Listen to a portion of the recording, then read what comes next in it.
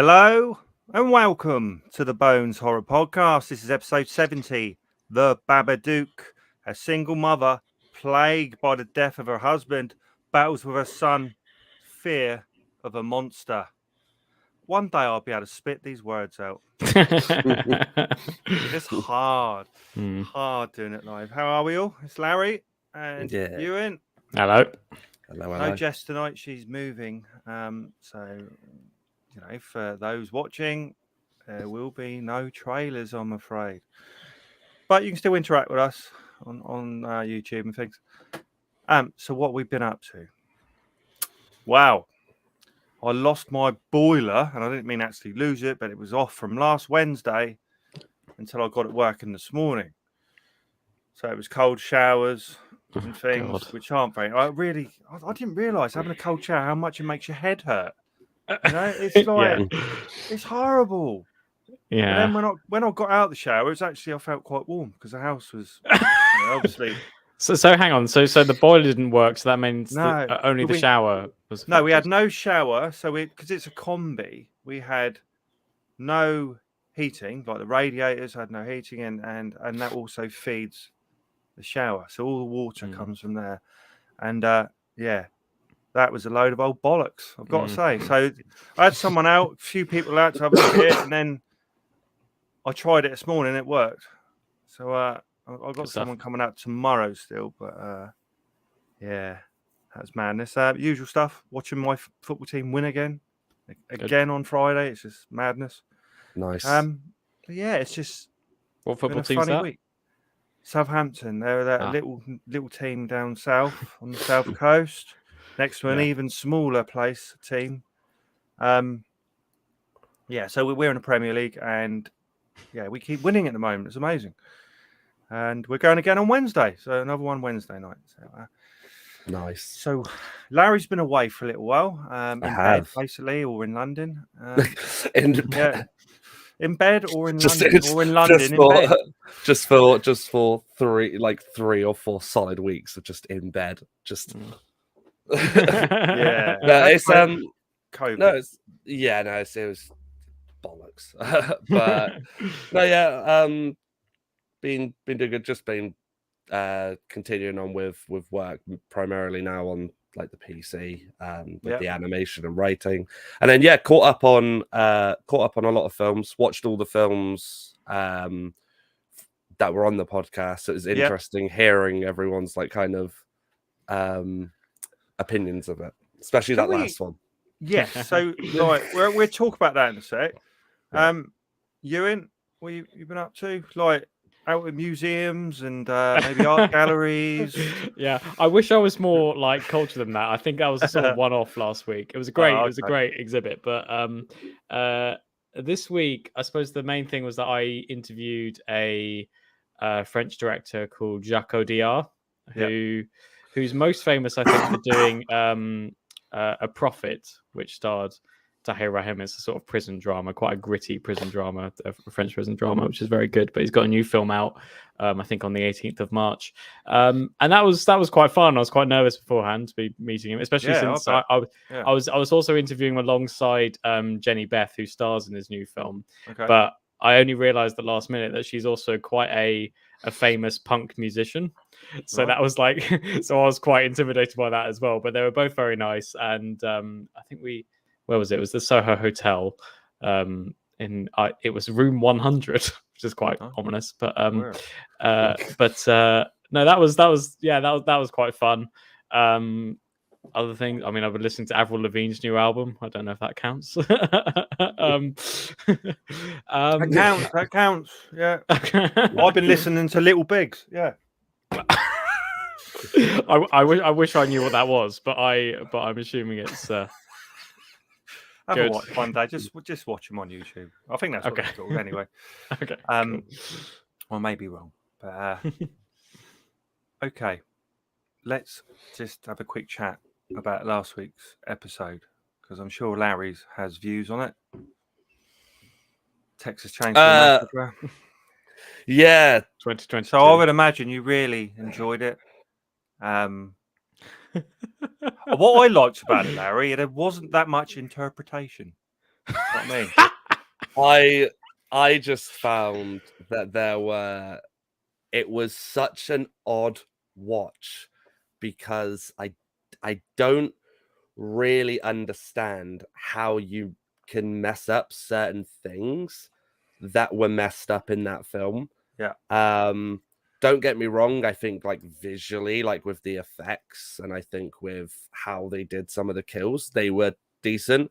But yeah, it confused me. Like the main character from the first film, which I know is like still is heavily beloved by a lot of people, including myself, and just to see her come back and then just get absolutely ripped with a chainsaw and still be alive to get a shot off. And bear in mind, she's like lifted in the air with a chainsaw to the point where everything inside of her is like going on to Leatherface and all that. And then the part for me though that I nearly wet myself laughing was the end. The ending was the very ending or just the ending. The very ending, just again, everyone knows how it is in horrors. You've just survived a really traumatic event. You don't think, oh, let's leave, let's get the hell out of you. Think, nah, let's put on autopilot or cruise control. Let's sit in the car. Does that really exist in America? Because we don't have that here, do we? Do we really have that here? I know that realistically, in like, I guess if it was in like real life, I'd say that there would be like cruise control, or at least something like that. But it's because it's obviously a film. They click a button and it's like autopilot engaged. Yeah, it's not. We haven't got to the point of like commercial self-driving yet. Or it's that was ludicrous. So she gets yeeted from the car. Just found out hilarious. Head off. Yeah. And they try and do that thing where they're like, oh, do you remember in the first one where like it was the ending and it was really like impactful and he was dancing around with the chainsaw? It's like, let's do that again for a second. And then let's cut to exactly.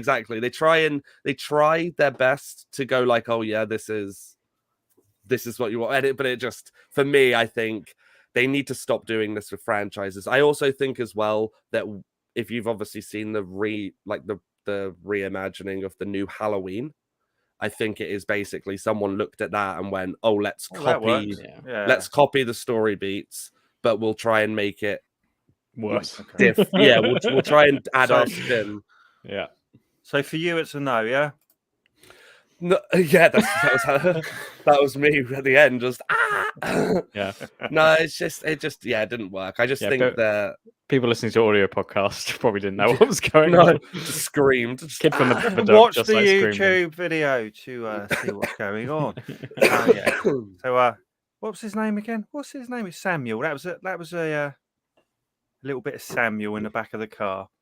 Babadook. If you've seen the film, you'll know. Oh, Samuel. So, Babadook, Australian film, 2014. Of course, doesn't seem that long ago, really. 94 minutes, directed by Jennifer Kent. I watched The Nightingale, which I really liked, actually, which probably surprises you, Larry, but I did like it. Have you seen it, I presume? Yeah, a while back. Yeah. It was good. So it starred Essie Davis as Amelia, and I only knew her, and I had to look that up because she was in the Matrix films, and I love them. And Noah Wiseman as Samuel, and then I didn't really put anyone else really. So I had a budget of 2 million, box office of 10 million. I forgot to write down the Rotten Tomatoes, but I think it's about 98. I think. It's a very informative podcast. Yes, I think, because I forgot. I'm going to look it up now, but I'm pretty sure it is 98%. That's really good. Normally Jess does all this. She's not here. It's all gone to shit. So it is 98%, 242 votes. So the short film, I did put a thing on our WhatsApp group earlier about Monster. So I presume you've probably both seen it, and I really like that actually, which is on YouTube. I think I just put in Monster Jennifer Kent, and that it came up, brought it up. like I made a huge mistake. So again, this is a true story. This is how a bit slow I was. I saw the message and was like, okay, give it a watch. Typed it in on YouTube, couldn't find it. I was just typing in monster. Yeah, so I was like, and it kept bringing up the trailer for a different film by A24, I think. So I was like, oh, okay, it's not this one. And I don't know why I didn't just check the message again, but half of me was like, oh yeah, no, I'll just type in the director's name. But I didn't write the last name right. I put Jennifer White. And Jennifer White, I have discovered, is a porn star who, if you typed it in on YouTube, and Jennifer White monster, it's just a bunch of shit of. Yeah, you can guess where I'm going with that. Wow. I was like, whoa! I was like, what a short film! I was like, what a great short film. The plot's a bit all over the show, and the acting's a bit stunted, but I guess it's a first-time piece. Yeah, it's a debut, you know. I do wonder though, Lawrence. I seem to remember that I feel like Monster was shown to us at uni at some point. Same. I bet, like, I did wonder the same, because when watching it, I thought, have I watched this just out of my own time in the past, or is it that we've watched it in uni? Yeah. That 10-minute film says it all, though, really, doesn't it? I think. Yeah, it's basically the Babadook, but in 10 minutes. Yeah, you know. And I really liked it. Really liked it. And I liked the leading that lady as well. I thought she was very nice. I thought it was quite interesting. I thought it was quite interesting too, because I read an interview with Jennifer Kent before the podcast, and I'm very pleased to see that her favorite director is David Lynch. And you kind of feel that with the short film. You kind of feel the Lynchian influences more than in the more than in the Babadook. It's also in black and white, and there's like a weird sort of Eraserheady feel in that. Not that you can't see the sort of Lynchian influences in the Babadook as well, like the sort of the light going out or sort of flickering, and the sort of electricity going where is kind of is very Lynchian, and also the furniture looks very Lynchian as well. But yeah, so Monster was good. I enjoyed Monster. It was very good. Most people have seen it. I've probably seen it about 10 times. I did watch some of it with my 8-year-old, but he could feel the atmosphere, so we turned it off. and I mean, literally, he could, without seeing anything or anything bad, or he could just, the atmosphere changes, doesn't it? And he can sense that, which is great if he's feeling like that. When he's only 8, but without actually seeing anything, so we turn it off, and we'll revisit that in probably another couple of years when he's a bit bigger. So we got a boy. He's a bit hyperactive. Is he on the spectrum? Is he on the spectrum? It's debatable. He certainly has behavioural issues. And it was quite. It's interesting, really, because obviously you start off in the film sort of. At least I started off thinking, "Oh, this child is so annoying and frustrating." Yeah. Now, and then you sort of get to know him a bit, and you realize, oh, his mother suffered this trauma, and that probably passed on to him. Especially considering that he was part of the mother's trauma is that she was born on the day her husband died of a car accident, and so they don't celebrate his birthday on that day. And he's a very weird child. I mean, I would agree that he's probably on the spectrum, but the film doesn't really go into that. Interestingly, I this is the second time I've watched the Babadook. Actually, I enjoyed it much more the second time, but during the first 20 minutes, I was sort of in my head going, why doesn't she just take the child to go counselling or some kind of therapy? But I think that's gradually explained, not outright, but there's a kind of fear from her of delving into the past or confronting demons that she's not wanting to confront. She just doesn't want to think about it, does she? Yeah, she's just literally.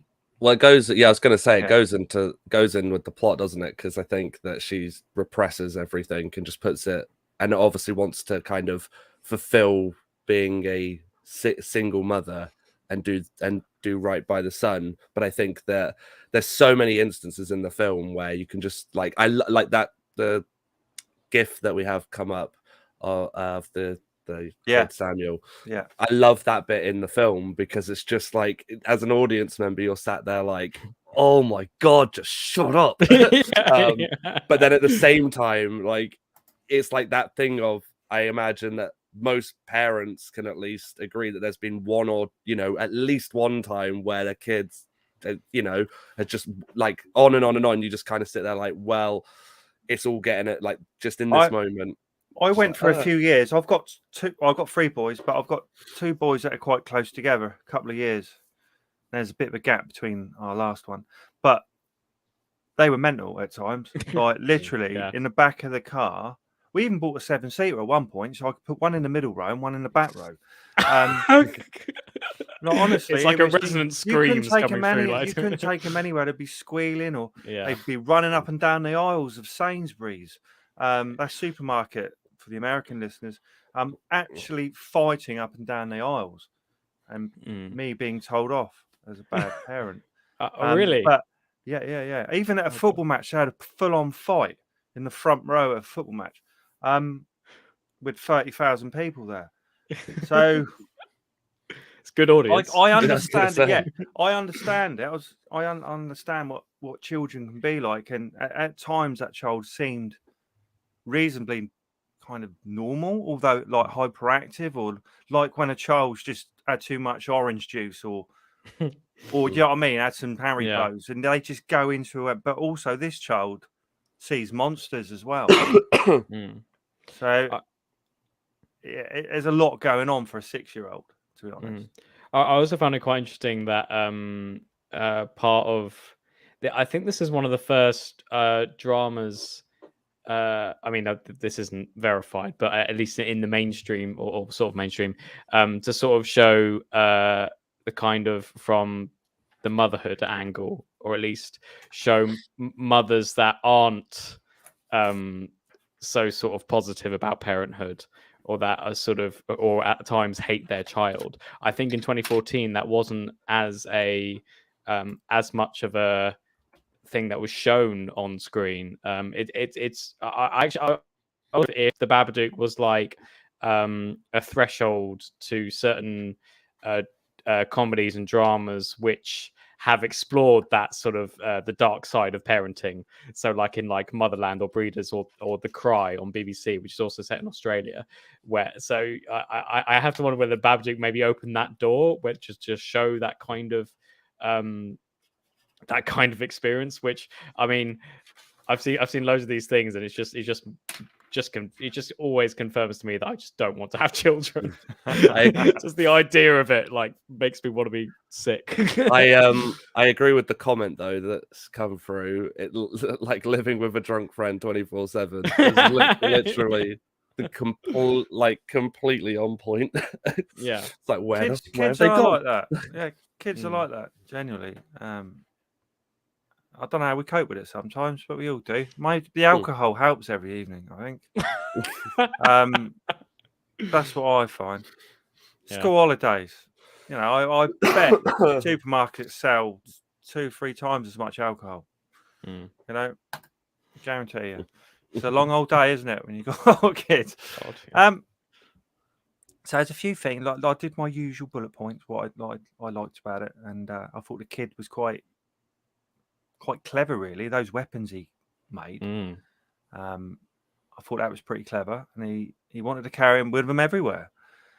I wasn't sure why his mum didn't lock the door at night, because obviously she's laid there, you know, doing what she's doing, thinking of Crocodile Dundee or whatever, and Crocodile Dundee. And then all of a sudden, the son stood over her. Do you know what I mean? And it's like, if you're doing I mean, we should probably make clear that she was masturbating as she was. Yeah, I didn't want to. I forgot Jess wasn't on it. I could have just said, yeah, she was laid there wanking or whatever. Do you know what I mean? But like, I just didn't want to confuse our audience. I didn't want any ambiguity there. But it's a great scene, because it's sort of like she like on the previous scene before, she was watching TV, And I think that it was like, at first it was an advert for a sex line, and then she changes the channel to a sort of romantic black and white drama, and then she gets the vibrator out, and it's quite I really like that she's sort of she even gets to the point of climax, shall we say, and that's when her son comes in, and I just love the fact she can't even have that kind of pleasure, and it's just like everything has been taken away from her, and I can't imagine being a single parent. Just looks like as it should, it looks like a nightmare. Yeah, thinking about it, she's just got her job's pretty crap, so she works at an old people's place, or what would you call it? A nursing home. Nursing home. I thought it was, reading the bingo, probably changing bedpans or whatever, and it's a pretty sad job. And she's got to rely on babysitters. Her sister, isn't it, in particular, who doesn't really want him there, because he's a bit crazy and talks about monsters a lot. So the pressure of all that, I know what it's like. My wife's a paramedic, and I do what I do. I'm an electrician. And we do funny hours, and we used to have to rely on babysitters, and it's just a nightmare all the time. Absolute nightmare. So all that stress of having a child like that, and monsters, and stress, and trying to pay bills, and getting walked in on, it's not it's not going to be great, is it? No. So the little boy himself pushing the girl out the treehouse because she's winding him up. That was a bit. I don't know. That's. Do you think he'd grow out of that, or do you think that's something he'll always do? Because that's not normal. I really didn't like the little girl. Like I've watched it a fair few times, and I think it's good writing, because the sister and all that come across as really almost like, oh, you've got to sort it all. You just got to sort it all. If it's not sorted, then like Jesus, and especially because, again, and you'll love this because it's interpretation time. We're going to talk interpretation in a minute, because I want to know if this film's interpretation or not. So, all right, you carry on. But so yeah, I think that. I think it's very good character-wise for the main characters, because you've got this woman who's dealing with a lot, and it's all repressed, and she's just basically as we've just discussed, she's just trying to have those moments of kind of peace and clarity, and I think it works very well. I don't know. I think the kid is meant to be perceived in the beginning as the problem. And I love how it kind of expands into he's not the problem, but almost just this manifestation of what she's feeling and how she has to kind of get out of that. But yeah, long story short, just didn't like the little girl. she was mean, but yeah, she even had a male come round who was interested in her. I think younger fella, wasn't he? Yeah, she works there, and that just the thing wouldn't happen either. Or she wasn't having it, or the boy wasn't having it. I can't remember what happened to him in the end. Well, I think it was like that was an interesting arc that didn't really get tied up, I guess. But I think the sort of I think it's implied that because what's her name? Emily? Emily? What? Oh, the main character. The main character. Oh, I put Amelia. Amelia. Yeah, I think that's right. She lied, saying that her son was sick. And I think the bloke that fancied her, I think it's implied that he was like annoyed at the fact that she lied to him, and I don't think she was in a sort of position to kind of justify it or explain. And I think what's interesting about the film is that it kind of goes into my sort of favorite area, which is sort of nightmares and dreams, and that's sort of pretty much kind of forms the Babadook in some ways, the actual monster that sort of lives in the basement.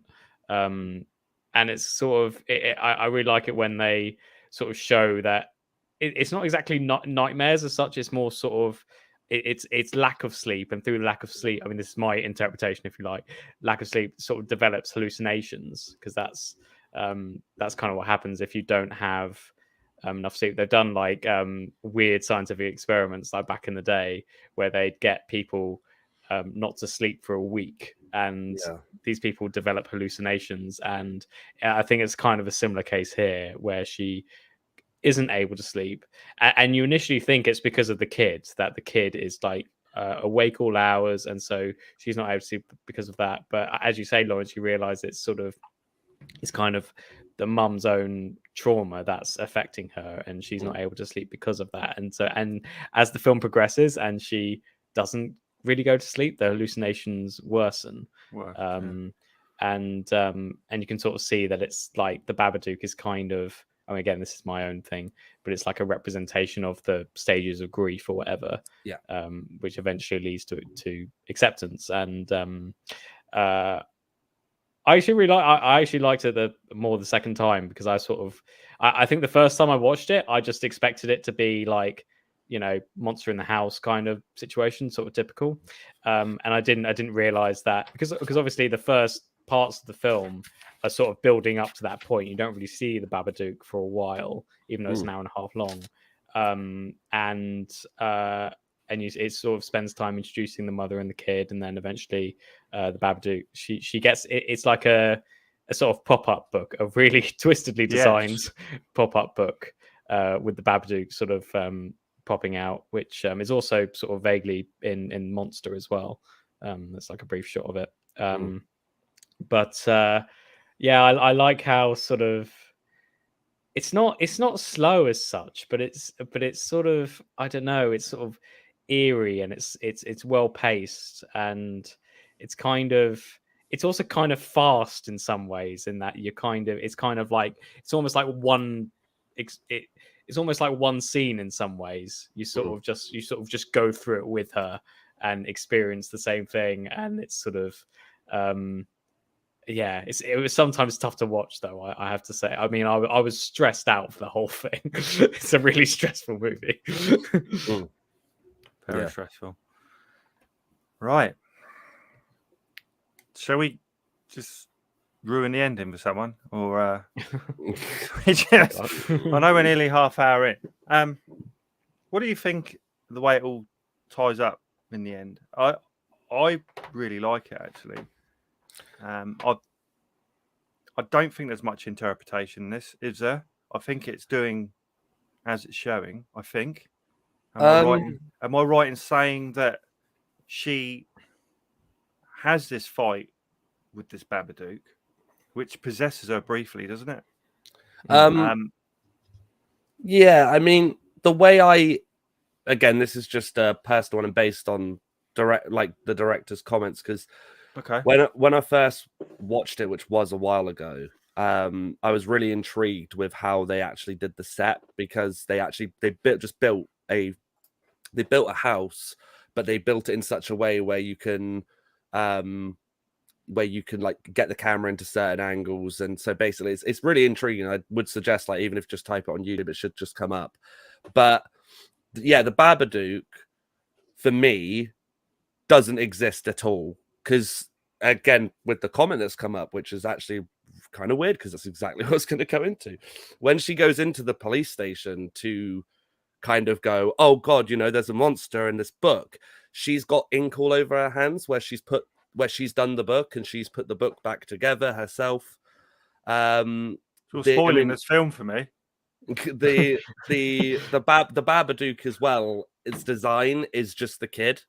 So the kid wants to be a magician. He wears his top hat, he wears his cloak, with the hair, with the face. It's literally just him manifested into a creature. And it's all, with the director's comments through the making, it's all down to the Amelia basically having this traumatic experience and not being able to let go, which is her manifestation of the Babadook. So to Dan's question, on YouTube, you're saying it is a lack of sleep, pretty much. I think it's to the police station. There's a scene in the police station, isn't there, where there's some weird shit going on. She comes in, doesn't she? And basically, I mean, I wonder if with the police station bit, I wonder if she does, like, in reality go into the police station and sort of try to report a crime. But I think her lack of sleep makes her far more paranoid. and it does that thing. It's one of my favorite things in sort of like when you see a film or a scene that's from the perspective of someone who's really anxious. You see like the faces staring towards her, like in confusion or like suspicion and stuff like that. And obviously in a police station, that's the most sort of, anxious because you're just worried you're going to be arrested. And I think, and I really like that part of it. And obviously they think she's crazy because she thinks that she's being stalked. But also, that's quite interesting what you said about the Babadook being the kid, because I was always wondering. There's the last scene in the Babadook, which I was always quite intrigued by, about how the kid was able to. He basically demonstrates a magic trick to his mum, first with the coin in the hand, and then even more strangely, he manages to take a dove out of a pan, and you sort of wonder. She doesn't question that, which is quite interesting. But I like the idea that you think, because that suggests that there's, I don't know, that there's something, either the psychology, the sort of illogical psychology of it is still there, or he's, I don't know, some sort of supernatural element to it. Yeah, what I get from it is that at the end he pulls off this pretty amazing trick to the point where even just on her face, it's like, oh shit. Because like, again, it's when it, like, what I love as well in this film, which I think is very cleverly done. And now I don't know how many times I've seen it now, but with the most recent viewing, seeing it again, it's like, oh, it's so well written and well directed, because as soon as she's quote unquote possessed, the perspective changes. So it's not from Amelia's perspective, really, it's from the kid's perspective. And then as soon as it goes to the kid's perspective, the mum is floating above the ground and she's there like saying demonic voices and stuff, because that's how, as a kid, you would interpret it if you solely, but and it's the kid who puts it in her head to begin with.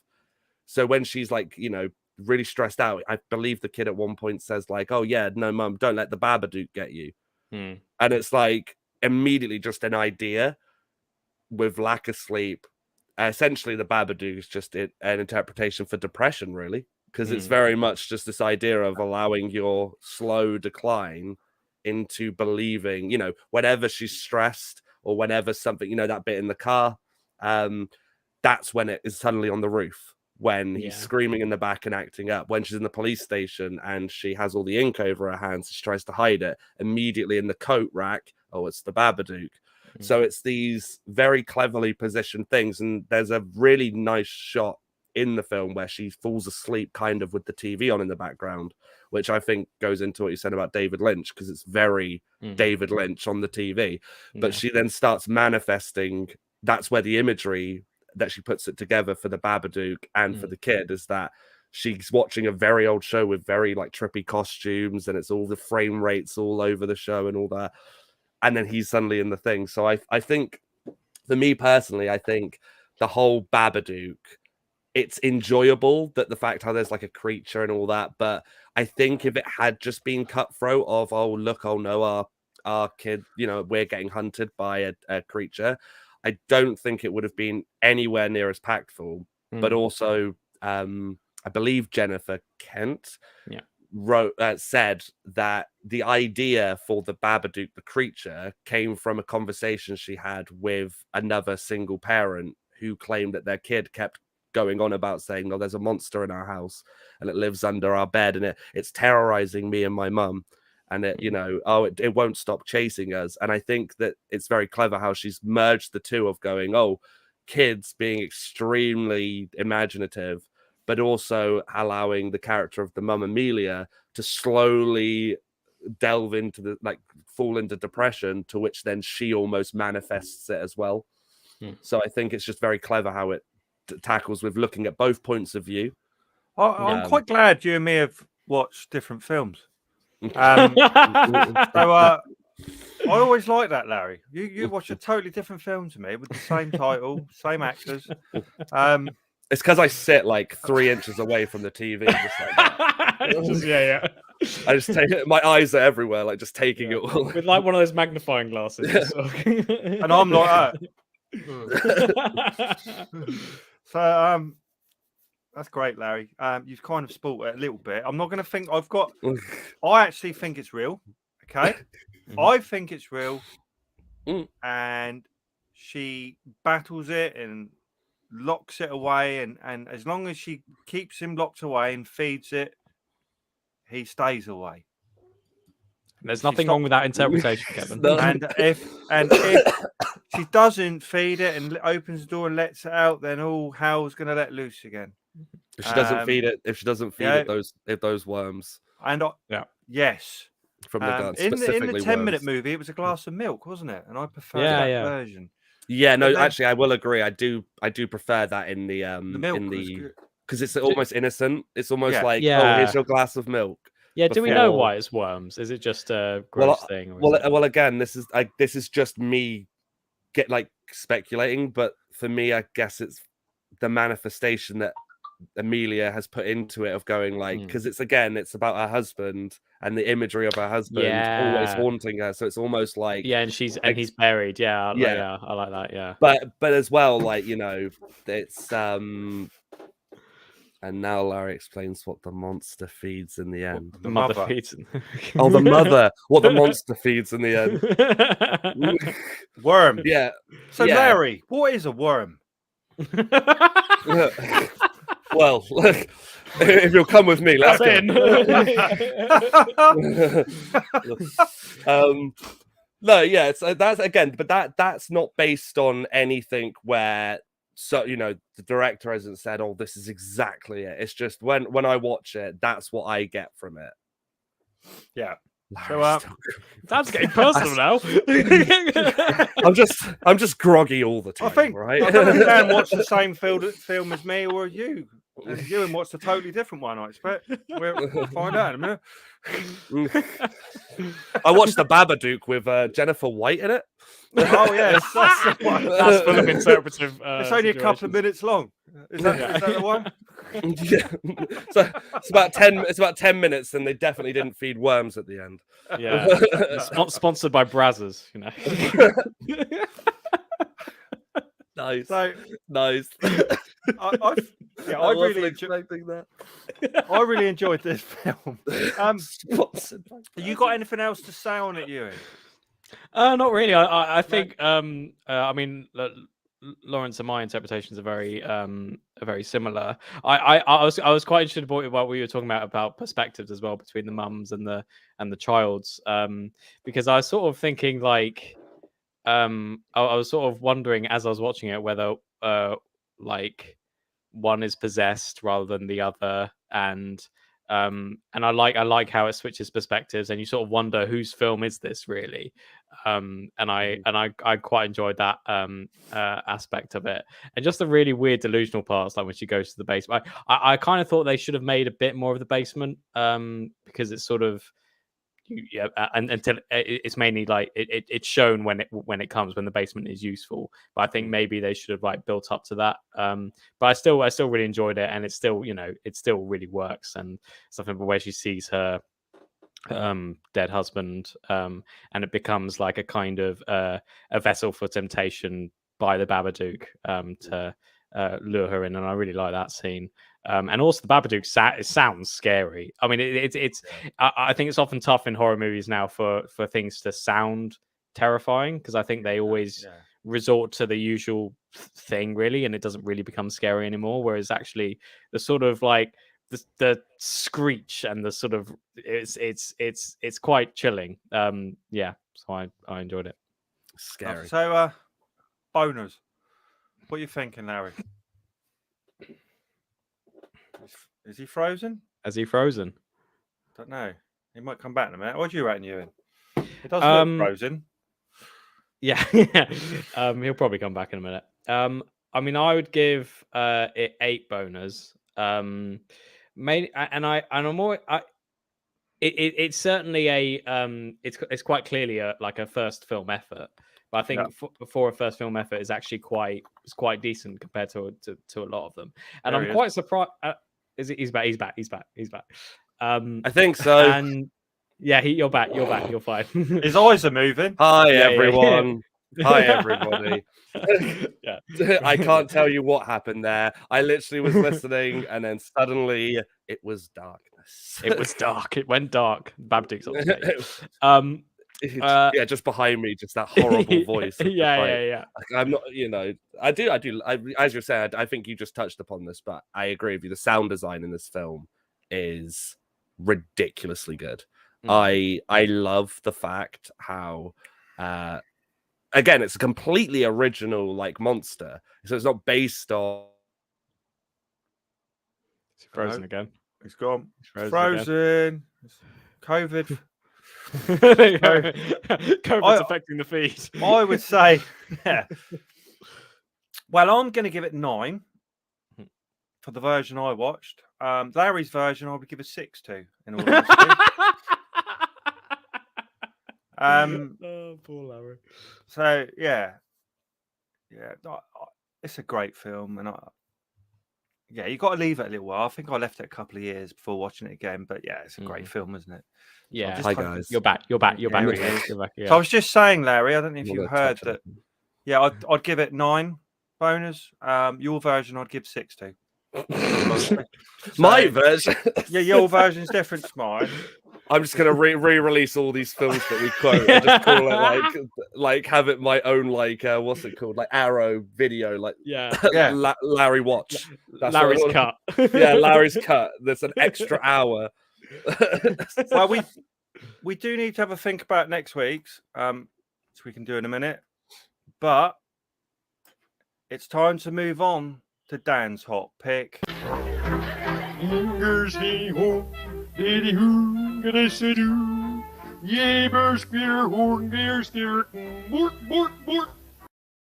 So, Dan had us watch Evil Ed. Okay, Evil Ed. I found on YouTube, and it was a 1995 Swedish horror comedy directed by Anders Jakobsson. Did you watch this, Larry? No. No, I'm sorry. No, that was I was really glad, so I'd never seen it, but I'd seen so many images. I know I put one on the group chat of a weird looking thing, but there are many kind of monsters in it, and I think basically this film is about an editor of a series called Loose Limbs. Loose Limbs, and I think it's kind of a horror, kind of hostile, kind of weird shit. Dan could explain more, but and he dies, and another guy takes over the editing, and he basically starts losing the plot. That's the best I can say. He starts losing the plot and hallucinating and wanting to kill everyone and fucking editing this thing together, and it is absolute madness. I need to watch it again because that was the first watch. Yeah, definitely, Dan. I need to watch it again. I don't know if you'd get it, Larry, to be honest. I don't know if I get it. I need to watch it on YouTube. Maybe a bit too highbrow for you. I'm not sure, but there are women in it. And what I mean by that, naked women, there is arms coming there are women in this film. It's almost like a disclaimer from 1922. What I'm trying to say is that they've got no clothes on, so it's not kind of the lighthouse experience. You more lean towards Brazzers than we do. And if that's too highbrow, then I don't know what is. It is just a film of just crazy scene after scene and hallucinations and who he thinks he's become, and the end is just with the police is absolute madness. And mate, it's on YouTube, it's free, it's an hour and a half or whatever, and it was so much fun. There's demons in it. There's a guy called Nick. He has a great bit of acting at the end, and he just says, rest in peace, motherfucker, and he's blown this one away. And it's just like everything was great, and I would love to do it as a main feature. It's up there with Swamp Ape. It's up there with Shell Shark. I'm loving this. So I'll give you the shark one. I'll give you the shark one. So hopefully Dan will come up with another one for me for next week. Yeah, I'm really. I wish you'd watched it. I really wish you could have. I'll give it a watch for. It's mad. For It's next week. really quite well done at times as well. They're not special effects, but like some of the costumes and masks and things like that. Just absolute madness. Mm. It was great fun. So, anyway, I would give that an 8. Definitely an 8. It's not as good as a Babadook, but it was a lot of fun. I'll put it on the big screen, on the projector in the bedroom as well. Put it on the massive screen, and it just had a lot of fun. I don't know what my wife was working writing essays next door in one of the rooms, and she must have just heard women screaming, and there was all sorts of swearing, and don't know what she must have thought. Anyway, it was great. So thanks, Dan. Thanks for that. So let's move on to what we watched this week. What have you been watching? No, seriously, what have you been watching? Okay.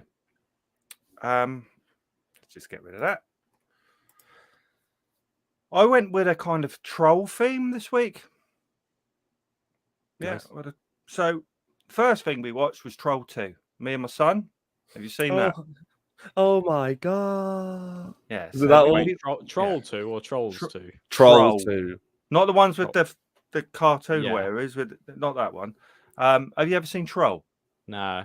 Troll 2 is Yeah, not the same at all. it's not the same. It is great.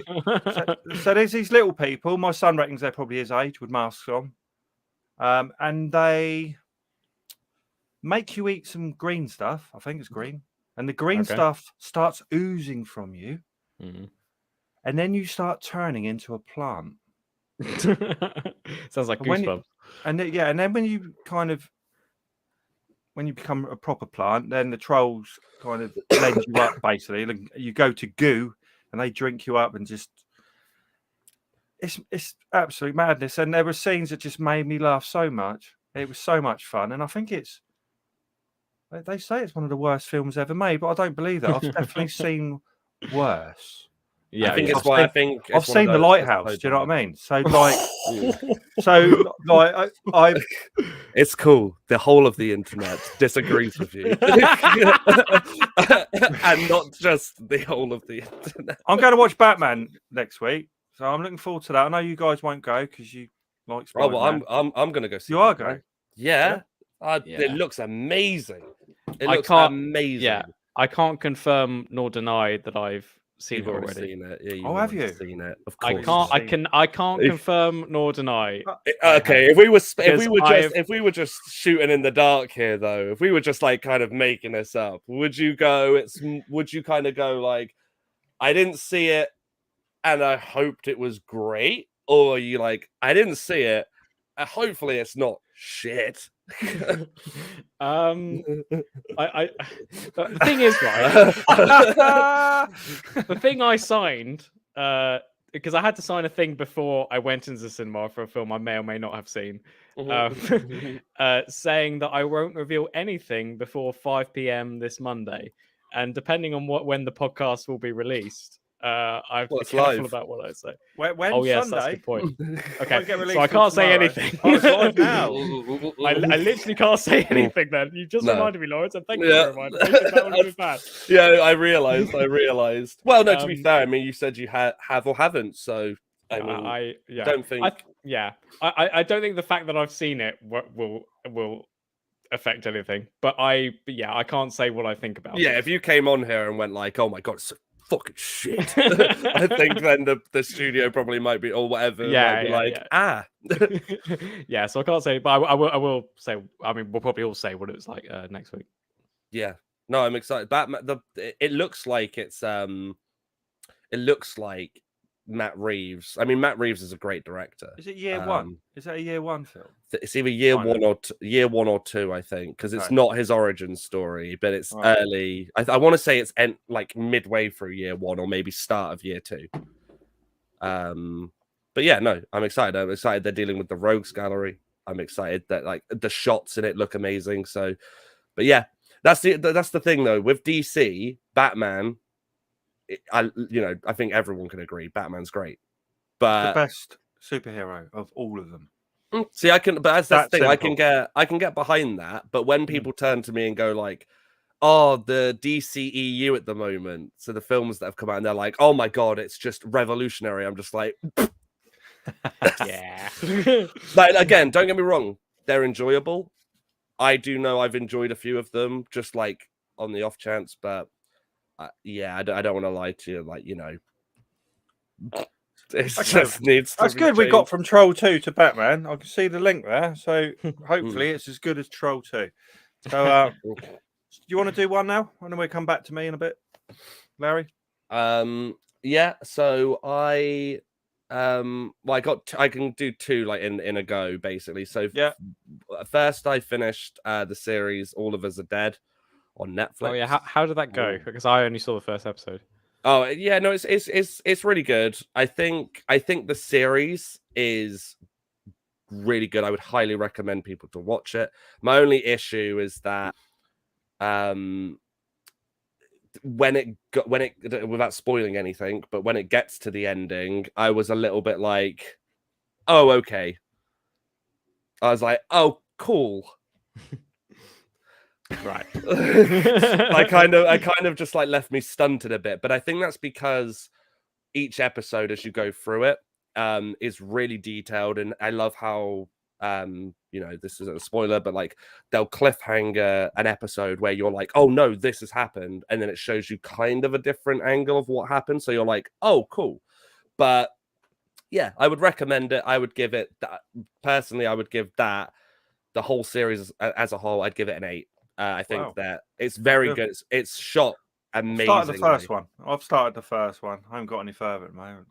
Yeah, it's one of those things as well that I will say to people, whoever's checking it out, is that once you get past episode 1, there is a period in the middle, like I'd say maybe, but because the last time I spoke about it, I was on episode 3, and I'd say episodes like 5, 6, 7, I was a bit like, where is this going to go? Like, this has to kind of change something. But what I did like is that as soon as I started saying that to myself, the plot, I think, understood it and was like, right, let's take it in a direction. And then the other one is me and my dad have recently just, so over Christmas, we binge watched all of the Die Hards. And so then we were like, oh, what's the next one? So we did watch a few James Bonds, but we're like, we need to do them properly. But we've recently just completely finished all the Mission Impossibles. Oh, nice. We missed one. Star Trek, do all them. We've got I liked them. Yeah, we've got like a few. So Star Trek is on there, Star Wars is on there, James Bond. But yes, we did Mission Impossible because I think the first one was on TV and we were like, oh, let's watch it. And we watched it and we were like, yeah, this is a great film. We should just do them all. But we didn't watch the second one. I don't want to sound bad. I understand if people like the second one, but it isn't Mission Impossible for me. Yeah. Now, those Resident Evil. No, that's the thing. I could easily, really quickly sum that up in 5 seconds. The first one, it isn't like the games. Sorry if people are out there going, but it is like the games. It's not. It ain't like the games. It takes little things, but it's a really good film. The second one is actually a very well-made film, except it just does this again differently. And then from the third one onwards, it's like the writer literally just went, zombies.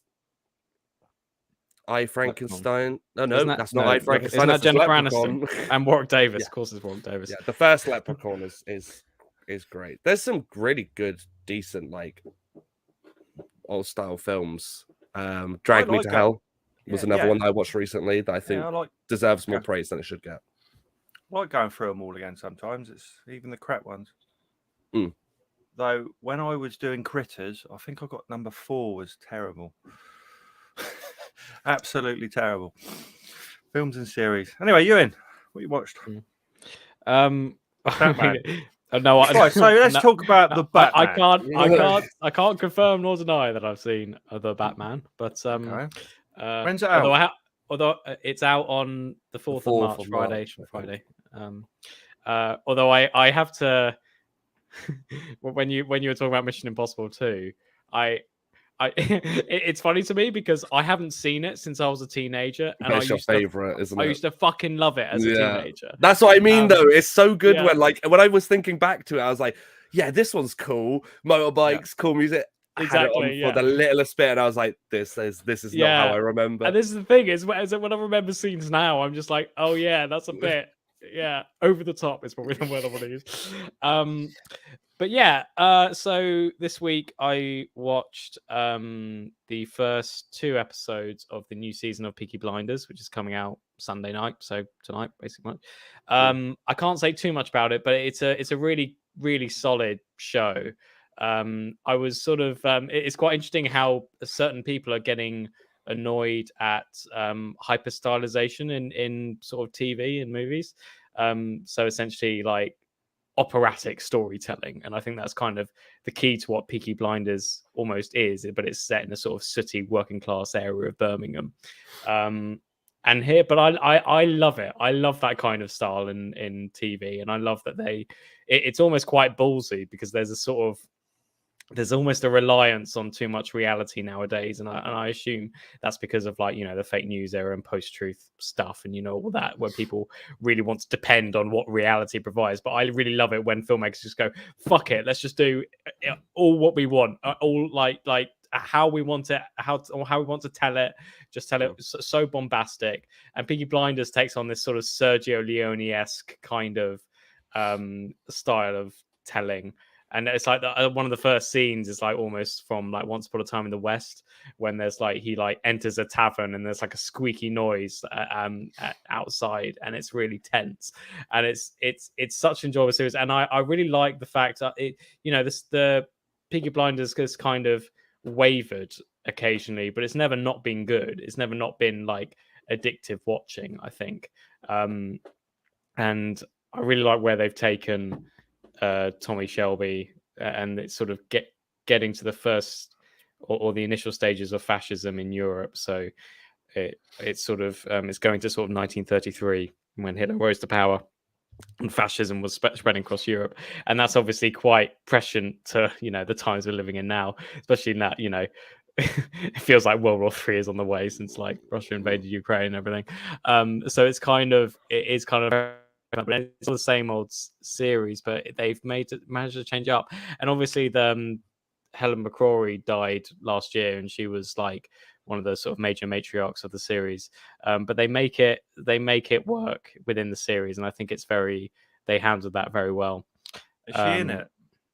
She's not, but it's sort of okay. She's kind of has like a almost spiritual presence in it, which I thought was quite an interesting way that they handled it. So they have they sort of hark back to like scene she had, and they have like a sort of creepy voiceover of her like around, and I think that's a perfect way of doing it, because I like heard interviews with like cast members and stuff, and they were like, it was like she was still there kind of thing. So they clearly wanted her to have like an involvement, but obviously she can't be fully involved because she died. But it's but no, it's good. The first 2 episodes are really good. Nice. Now the next one I watched on the troll theme was Troll Hunter. I like that one. Amazing. So I had my son with me. We watched a few bits last week together, but I don't think he could cope with the amount of reading he would have had to do. So we put the dubbing on, which is a bit odd, to be honest. But it was watchable, and he enjoyed it, and he actually loved the film. It's an amazing film. Is that a found footage film? Yes. Yeah. Found footage film about some reporters who follow a guy around who actually goes out hunting trolls in Sweden. Yeah, I think. I don't know if it's filmed in Sweden or not. I suspect Dan could tell us. But yeah, there's all sorts of different trolls. I've got the Blu-ray, and it gives you kind of what trolls there are, and in the booklet inside and things. It's quite interesting. So I gave him that to look at as well. Just an amazing film, really. I'd love another one.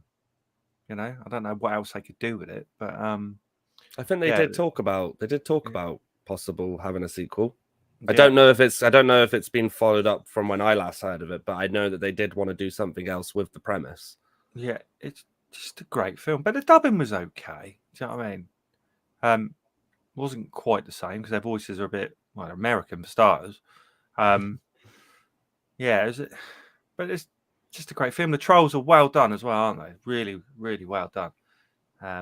The designs are really cool. Loved it. So if you haven't seen it, go out and watch it. It's fantastic. So I think you can get it on probably Netflix or something. So all good. I'll just a couple of other things. When I was researching the Babadook, it was a little YouTube 3-minute cartoon came up. It was kind of linked to the monster in it. Have you ever seen Little Sucker Thumb? Hold on. It rings a bell. I feel like isn't that a fairy tale or something? Yes, about a boy who sucks his thumb. And my son used to do that.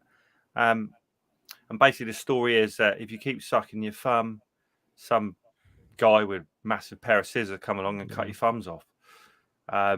It's a little bit sinister at times, but I can kind of see the link between them. So it was only about three minutes long. Shall I tell you? I with that story. Is that Good Snow? Is that the Nazi one? Yeah, Dead Snow. If so, that's a banging film. There's a death in that film. I think I own that. This is not a spoiler. I will not say who, but there is a death in that film which involves a window, which is just so out of the blue and so good. So if that's the film that I imagine that is. Why is there a little fella with his mouth open over the dog? Isn't it an umlaut? Isn't it an umlaut? It looks like a little fella with his mouth open. It's an accent. It's an accent thing. Is it? How would you say that then? What is that? I've just got what you meant. Yeah. I was there looking around like face. The Swedish language is actually terrifying. It's just being like open mouths. It just looks like so. You just scream halfway through. Yeah, I think it's like Dud Snow or something. Good Snow. That sounds like Bull Rat. Yeah. Dod Snow. Good Snow. I think my dad is a fan of that film, but I think he's only a fan of it because he's a fan of. I was going to say he's a fan of Nazis, but he's a fan of World War II. I'm not sure if he is or not. I don't know that well. I was going to say that, not actually. My dad isn't a Nazi supporter. The Nazis get their ass kicked in this, don't they? In the end, I should hope so. Yeah. There's a sequel, if I'm correct. I don't know if it was done by the same people, but it had the same mate. It's a great film. Great film. I'll do that. I'll be doing it anyway, Dan. So interestingly, here's a question to pose back to you. Have you? Why has my mind just gone blank? Don't know, mate. I can't remember COVID. Did it make a week? Help me. No, there was a film. That was it. Have you? That was it. Have you seen the film? Have you seen the open mouth? Yeah. Have you seen the film, Dan? Drag Me to Hell, because I watched that again recently, and if you haven't seen, I imagine maybe, but I believe it's on Netflix. I'm not sure if I think it's going to be on the same. Yeah, but. Yeah, it'd be interesting to hear your opinion of that because I watched that again recently, and I'm a huge Sam Raimi fan. With obviously Doctor Strange coming up, I'm excited to see what's going to do with that. But it was interesting watching Drag Me to Hell, going back, just to see how he handled that. And yeah, I was really surprised. I was almost like, why aren't there more films like this that are just so into the premise where they're just like, yeah, screw it. Like it's Sam Raimi, so he's just there like, let's go over the top. But I want to see more films like that. I feel like I haven't seen enough Sam Raimi. I've seen Evil Dead, the first one, but you need to watch. You need to watch Drag Me to Hell. It's just as batshit crazy, but it's also like really well done. Like I won't say anything, but the ending is just such a cool gut punch. Right. The last thing I've been reading I Am Legend by Richard Mattison again. Yeah, so great book. Just making my way through it. Been reading quite a lot lately. So yeah, any recommendations, let me know, because I'll be moving on to a new one soon. Though I'll probably start Matt Shaw's Loch Ness in the next few days. You know who he is? I've spoken about him before, haven't I? He's writes and directs films and acts in films, and Yeah. I've met him a few times. I've even done some electrical work at his house. So yeah, great guy, writes good stuff. So that'd be my next one. So you guys, you're going to finish off what you been watching, Larry? Or Sorry, I was just reading the comment. Yeah, you know, goats. Yeah, goats and stuff. Is that right at the beginning? The goat. There is a goat at the beginning, but I think they bring the goat. I don't want to spoil it because I want you just to watch it as well. They bring a goat back because it's like that's not a spoiler, but like they use it in like sacrificial sort of stuff. But we love goats on this program. I once upon a time, many Christmases ago, my wife bought me a goat, but not a real goat. When I opened it, it was a photo of a goat. I looked at the goat and I was like, "What is this? Is this my goat?" Yeah, well, we gave it to someone in Africa. Right. Okay. And I was like, "They're gonna eat my goat. They're not gonna milk the goat. They're not gonna eat the goat. They're not gonna milk the goat." And like. And I just love it. To be honest, I worry about my goat. Like they take the piss. I'll show you something. Hang on. They take the piss. So like they're always getting me goats. So there's one of my fucking goats. Right? Look at him. So like they buy me goats and things. So anyway, I love goats. But I don't believe my goat made it through the night. First night there. I don't know what that means. So it made it through the night. They killed it. They slaughtered it. They ate it. I love the idea. I love the idea of there just being a random goat and they just slap like tag it, just like go. That's Kev's goat. I bought this goat. It was quite a lot of money. It was given to a family, and I just didn't believe that my goat would make it. Do you know what I mean? So like anyway, so they take the piss and buy me goats and things. Right. So excellent. Anyway. So yeah, I'm a goat lover. Larry, what were you going to say before I jumped in with my ramblings of goats? I love the idea that goat's just going to come back one day, just on your front doorstep, just like here's your goat. Do you know what I did? Right, to take like this photo of this goat came from I don't know if it was Oxfam or something similar, something like that. So I framed it. So somewhere there was a framed picture of my goat. I used to have on the table. On the table? Yeah. Not even on the walls, it's on the table. Like it's on the table, my goat. So that's they might get me another goat one day. So maybe they used it in a sacrificial thing, maybe. I don't know. Maybe they just like stabbed it. Well, this is one of my worries, because like obviously I've been bought this goat and obviously I care for this goat. Though I've never met it, it is my goat. And I worried about it, and I reckon is this I'm sure they're just using it to milk and shit. This is one of those sponsors. This is one of those sponsors. Yeah, sponsors. Isn't it? They're not going to kill your goat. Are you sure? Milk?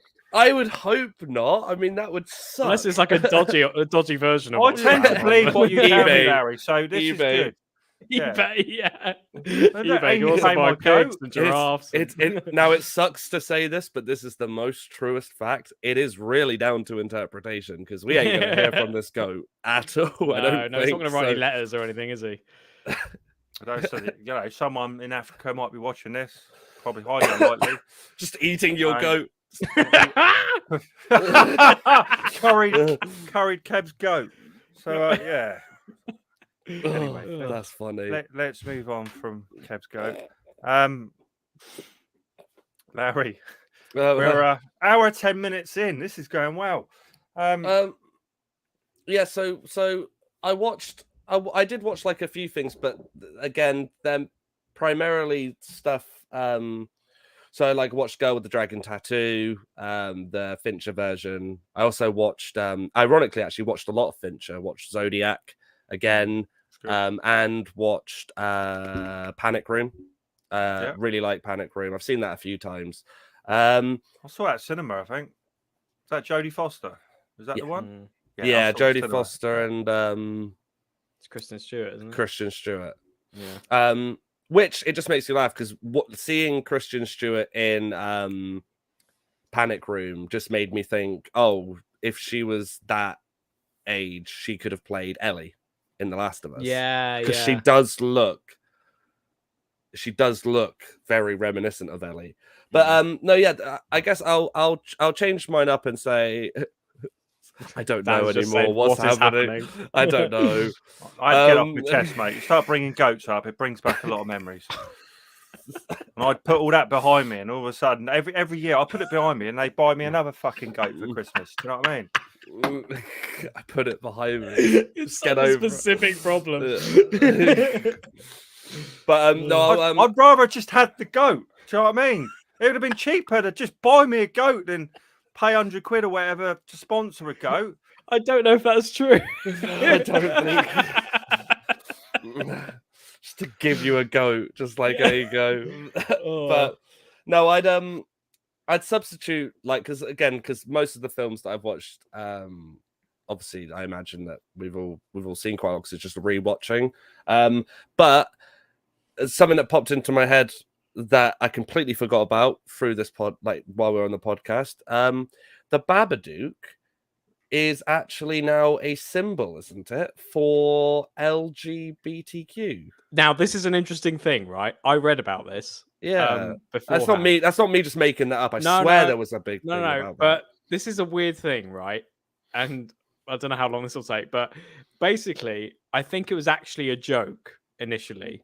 It was one of these internet things starting on Tumblr, basically started by this guy who just said, "Yeah, Babadook is a gay character." And people were like, "What?"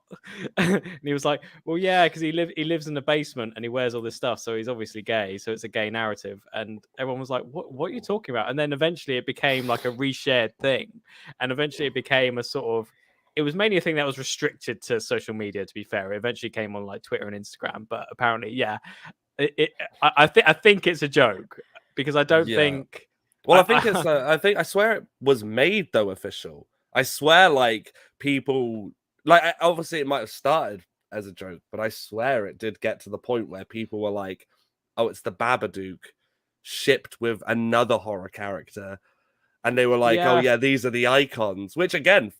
Yeah, whatever they want, cool, whatever they want to take away from it. It's just. Again, it only popped into my head because I remember seeing that all over, being like, "Oh, the Babadook is like the forefront for this," and it's like, great. For me personally, it's a bit of an odd choice, like of just choosing the Babadook. But yeah, fair enough. Could have been Freddy Krueger, I suppose.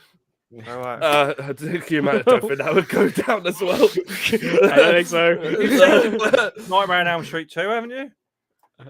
Yeah. Where he comes out where he's like inside the little boy. Wasn't he like a child molester at one point? No, well, he is a child molester. Yeah, I don't know. Was he a child molester in those films? I think he just killed kids.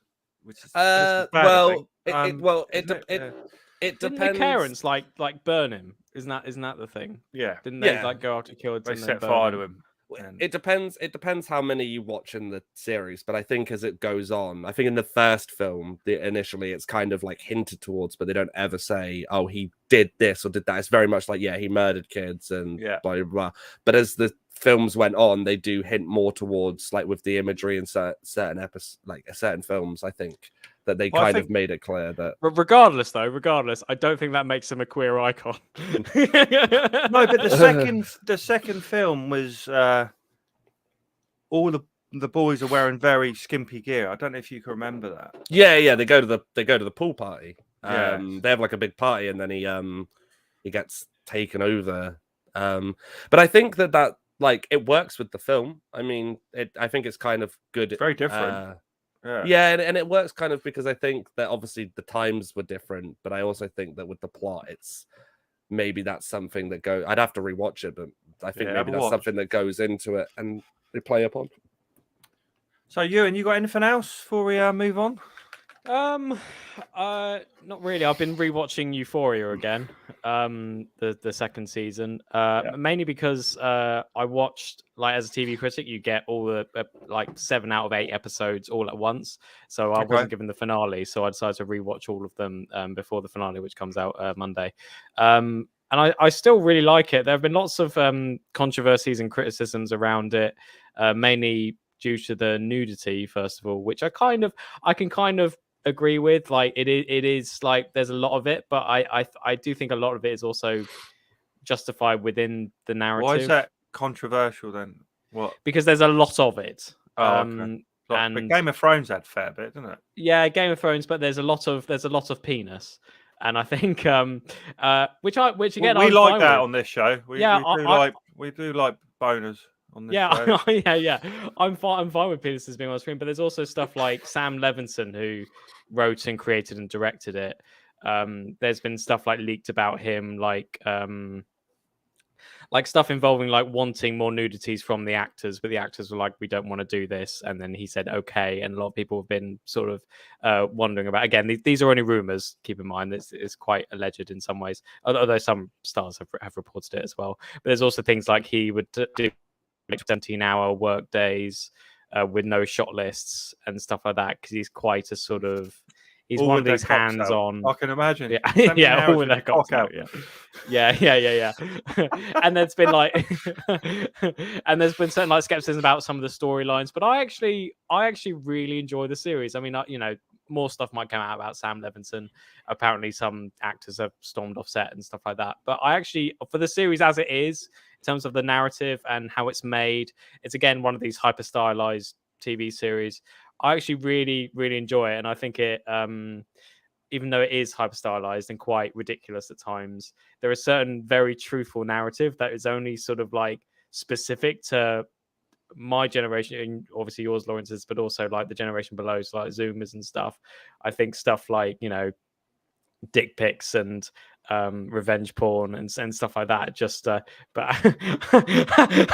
Sorry, Dan has just commented. Pick means penis. Fun Swedish fact. I will certainly remember that. I looked that up. I couldn't see that, but pick means penis. Dan's hot pick. Yeah. We need Dan's hot pick for next week. Please pick me up. But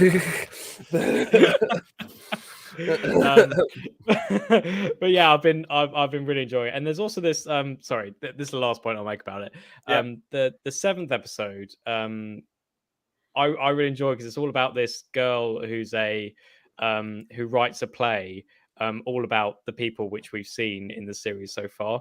And I really like it because she's obviously a creative mind and will probably be like a filmmaker or something one day. And I was sort of really connected with that because she's just like, she's using elements from her own life and using a sort of creative space on this play, which is apparently like the play itself is like so unfeasibly expensive. Like obviously this kind of play wouldn't be able to be put on a high school, but it's like really high budget, like Broadway, like production values, which sort of goes back to like the lack of realism in the show. But I really like that element because they sort of mix in the real with the fiction that she's made up. And I really like, they've really sort of captured the experience of being someone who creates something that is from real life, because certain real things become like weirder when you put them in your fiction, in that they sort of, I remember when I wrote a story set in Salisbury once, and then I went back to Salisbury, and the whole being in Salisbury was really weird because it felt like I was entering that fictitious world. It's a strange thing, but I think they captured that really well. So I recommend. I mean, pretty much every person my age has seen it, but I recommend for people who haven't, go see it. Very good. Dan's hot pick, a very short segment, very good. It's a good segment, though. I enjoyed it, Dan. So it was good. So I'm looking forward to next week's hot pick. You know what? Just for you, what I'm going to do is I'm going to watch the hot pick from last week, and I'm going to watch the hot pick again for this week, and then we're going to go full on into it, delve right into it. You're going to love it. You will love it, Larry. I'm going to ruin those films for everyone. I'm going to make it all about it. No, All about interpretation. So Dead it's Snow like, is actually about eagles. Did you know? No, I'm joking. I do need to watch the one though from last week. yeah, Definitely. it's good. It's on YouTube, so you get it. Next week's episode 71. We haven't decided what we're doing, so I'm going to leave that to you. I have an Yeah? idea. Okay. I've recommended this Okay. on this podcast. I think 5 times. Oh, Okay. I think I've said it like. Have I've have we done it on it before? No, No? because I've always brought it up as like, oh, I've watched this, and I think I ask, oh, has anyone actually seen it? And I don't think. I mean, you and I'm not sure. You might have maybe, but I'd like to, if it's possible, do the whole season because there's only like 5 episodes, and each of them are only like 20 minutes. Okay. Of Dark Place. Oh yeah, Garth Marenghi's Dark Place. Garth, Garth. Yeah. Because like on all 4. Or what is that on? It's on Prime, but I think you can watch it on YouTube. Is it free? I'm not sure. I know for a fact I bought it off of Prime because I wanted the whole season on there, and I think it was like £2. I'd be on Internet £3. Plus, wouldn't it? That's normally on. Yeah, there. yeah. Internet Plus will definitely have it. I think it's on all. Yeah, I think it's on all 4 as well. You just needed a subscription. Yeah. Garth Marenghi. Marenghi's Dark Place. If you type in Dark Place, I'm sure it'll come up. Yeah. I've got to buy that. Okay, that's fine. I'll do. So Internet Plus will definitely have it. Dark Place. Okay, Garth. Right. There's like 4 or 5 episodes, but all of them, like what I love about it is that not only are the minds behind it, some great, actors and performers who in British television and in British film have like to this day still are going on and are great actors and stuff. But also I just love how it's so meta, but in such a funny way. Yeah. It's great. It's great. I'm looking. Have you haven't seen it though? No, I haven't. No, I've seen bits of it. I cannot wait. Okay. It's so good. Well, I tried to show my dad the first episode, and my dad at the end of it just gave me this really weird look, and I was like, "Yeah, you don't like horrors, do you?" So, it's because it's a comedy horror, but if you love horrors, what it's so good at doing is it takes the premise of horror films and it knows how silly they sound sometimes, so it just really leans into that. Exactly. Yeah. Right. So that was good. We've gone on for ages tonight. That's amazing. So we will be back next week with episode 71, Dark Place. You can follow us on Twitter at Bones Horror Pod. Fuck you, Facebook. And you can follow us on YouTube and Instagram, Bones Horror Pod. Okay.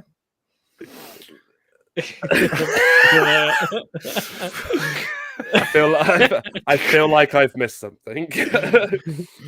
Don't do Facebook anymore. Sorry. So we'll be back then. So thanks for listening. See you next week. Bye. See you later.